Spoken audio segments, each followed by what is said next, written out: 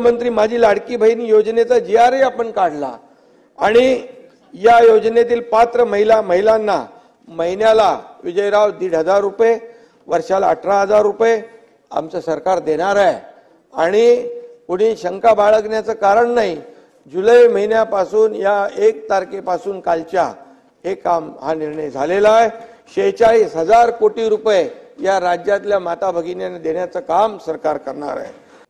आणि त्याच्यामध्ये एकच सांगेन, काही लोकांना वाटतं 15 दिवसात हे फॉर्म भरा आणि पुढे काय होणार, तर त्याच्यामध्ये मी खुलासा करू इच्छितो, जो आपल्याकडे जुना डेटाबेस आहे त्याची सगळी माहिती घेऊन आपण त्याच्यावरती ज्यांचं आहे, जे BPL खाली आहेत 2.5 लाखापेक्षा ज्यांचं उत्पन्न कमी आहे त्यांचा आपण तात्काळ आपण त्यांचा DBT त्यांच्या खात्यात जमा करू। त्यांचा समजा जुलै महिन्याच्या एंडला आलं, ऑगस्ट महिन्यात त्यांची प्रोसेस कंप्लीट झाली तर जुलै आणि ऑगस्टचे 2 महिन्याचे पैसे मिळतील। सप्टेंबरला झालं तर जुलै ऑगस्ट सप्टेंबरचे पैसे मिळतील। त्याच्यात आम्ही विजयराव एक आणखी दुरुस्ती केली, 60 ऐवजी आम्ही 65 केलं, 65 वर्ष। आणि जमिनीची अट जी आहे ती पण काढून टाकली। हे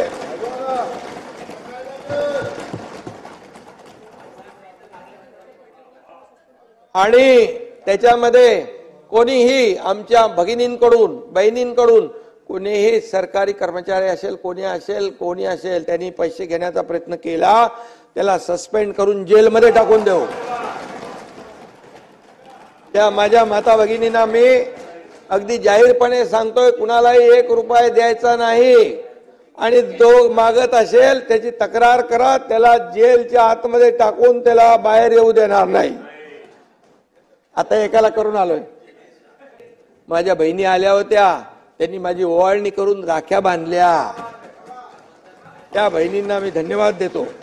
आणि खरं म्हणजे महिलांचा सन्मान करणं ही महाराष्ट्राची संस्कृती आहे ताई, बरोबर ना। आणि त्यामुळे आम्ही GR काढला, त्याला टीका सुरू झाली, त्याच्यामध्ये हक्कभंग आणू असं म्हटलं, परंतु ते काय होत नाही विजयराव। हक्कभंग तुमचा विरोध आहे का याला? विरोध योजनेला आहे का तसं सांगा। आणि म्हणून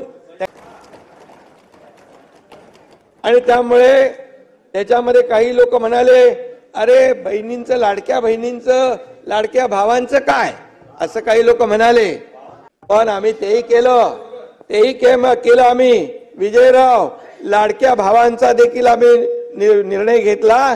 अप्रेंटिसशिप 10 लाख मुलांना देतोय आम्ही, 10 लाख। हे ऐतिहासिक निर्णय आहे। 6,000, 8,000, 10,000 रुपये महिन्याला। आणि म्हणून त्याची अंमलबजावणी तात्काळ झाली पाहिजे, यासाठी देखील त्याची व्यवस्था आम्ही करतोय। सध्या BPLचा डेटाबेस मी आताच म्हणालो त्याचा उपयोग करण्याला सांगितलंय, म्हणजे नोंदणीसाठी महिलांच्या मोठ्या रांगा लागणार नाहीत, त्यांची गैरसोय होणार नाही भगिनींची, याची देखील आम्ही काळजी घेतोय। आणि म्हणून आज मी आपल्याला एवढंच सांगतो की राज्यातल्या महिलांना देखील मी आश्वस्त करू इच्छितो की तुम्हाला या योजनेमध्ये कुठेही अडचण येणार नाही, येऊ दिली जाणार नाही।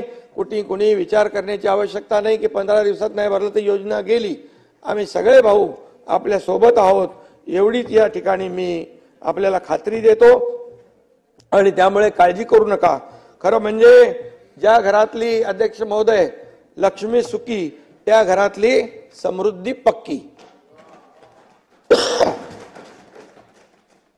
मुख्यमंत्री माझी लाडकी बहीण योजना जाहीर केल्यानंतर या ठिकाणी जे काही वातावरण आपण पाहिलंय बाहेर, जो काही आमच्या महिला भगिनींमध्ये एक उत्साह आहे, त्याच्यामध्ये आम्ही चिंता होती प्रत्येकाला, महिलांना भगिनींना गॅस सिलेंडरची, ती देखील आम्ही वर्षाला 3 गॅस सिलेंडर मोफत देण्याचा निर्णय आम्ही घेतला।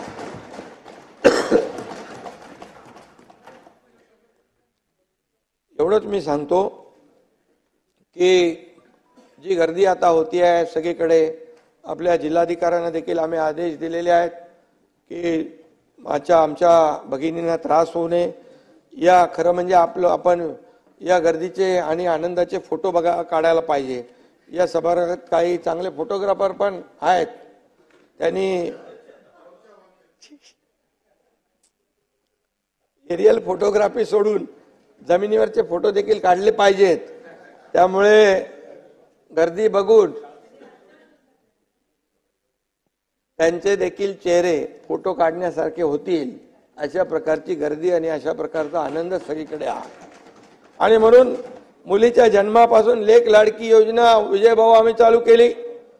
आता मुलींच्या शिक्षणाचं देखील आम्ही चिंता मिटवलेली आहे. घर चालवताना होणारी गृहिणीची ओढाताण जी आहे ती आपण लाडकी बहीण आणि मुख्यमंत्री अन्नपूर्णा योजनेमधून मिटवली. मुलगी शिकली, प्रगती झाली असं आपण म्हणतो, परंतु शिक्षणासाठी पैसे नाहीत असं म्हणून एका मुलीने आत्महत्या केली होती. अध्यक्ष महोदय, मला ही बातमी 12:30-1 ला कळल्यानंतर मी रात्री चंद्रकांत दादा असतील 1:15 वाजता मी चंद्रकांत दादांना फोन केला आणि त्यांनी फोन उचलला. त्यांना म्हणालो मी की उच्च शिक्षणासाठी आपण जे अर्धे पैसे देतो, प्रतिपूर्ती करतो, ते आपण पूर्ण शिक्षणाचा जो खर्च त्या मुलींचा उचलला तर त्याच्यावर किती पैसे खर्च होतील याचं जरा हे करा. मग अजितदादांशी ते बोलले आणि त्यानंतर संपूर्णपणे मुलींना उच्च शिक्षण देखील विनामूल्य करण्याचा शासनाने निर्णय घेतलेला आहे. 100% फी आपण त्यांची भरतोय. पंढरपूरचे आता पांडुरंगाची आषाढी वारी आहे, पंढरीची वारी करणाऱ्या दिंड्यांना देखील आपण पहिल्यांदा 20,000 रुपये अनुदान देण्याचा निर्णय, सहाय्य देण्याचा निर्णय घेतला. ऐतिहासिक निर्णय आहे. पण त्या दिवशी काय काही लोक म्हणाले हे कशाला ते कशाला, पोटात दुखू लागलं. अरे बाबा, कुणाला काय द्यायचं म्हटलं की तुम्ही उलट जे चांगलं आहे त्याला चांगलं म्हटलं पाहिजे. त्यात देखील पोट दुखायला लागलं, कारण त्यांना द्यायची कधी माहिती नाही. लेना बँक आहे, देना बँक नाही. इथं दोन्ही हाताने आम्ही देतो. आणि तुकाराम महाराज म्हणाले, नाही निर्मळ मन तर काय करील साबण. त्यामुळे खरं म्हणजे तुम्हाला आनंद व्हायला पाहिजे होता, पण काही जनतेला द्यायचं म्हटलं की विरोधकांच्या पोटामध्ये का दुखतं हे मला अद्याप कळलेलं नाही. चांगल्याला चांगलं म्हणायचं असतं, तसं तुम्ही इकडून तिकडे गेलेला आहात. त्यामुळे बाळासाहेब नेहमी सांगायचं, चांगल्याला चांगलं म्हणा, जिथं चुकत असेल तिथं सूचना करा, परंतु चांगल्याला चांगलं कधी विरोधी पक्षाने म्हटले असं माझ्या ऐकिवात नाही. परंतु कौतुक करता येत नसेल तर बिनबुडाची टीका तरी आपण टाळली पाहिजे. हे काय आहे बाबा? हा, विजय वडेट्टीवारांचं चाललंय तुमचं नाव घेतल्यामुळे. त्यामुळे मी आपल्याला एवढं सांगतो, मुख्यमंत्री माझी लाडकी बहीण योजना म्हणजे महायुतीच्या, मी असेन, आमचे दोन्ही उपमुख्यमंत्री, आमचे सर्व सहकारी, या सर्व महायुतीच्या भावंडांकडून माझ्या माता भगिनींना माहेरचा आहेर दिलेला आहे आम्ही.